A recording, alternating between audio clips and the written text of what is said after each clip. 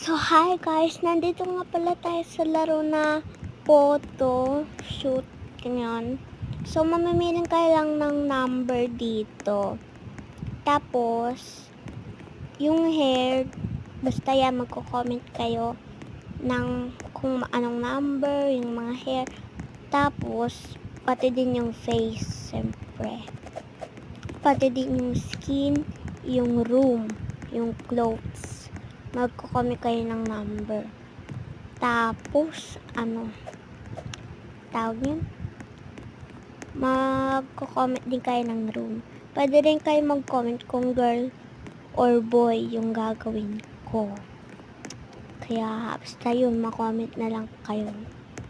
Mag-comment kayo ha, pag kayo hindi talaga nag-comment. Bala kayo dyan. Yan, andito tayo sa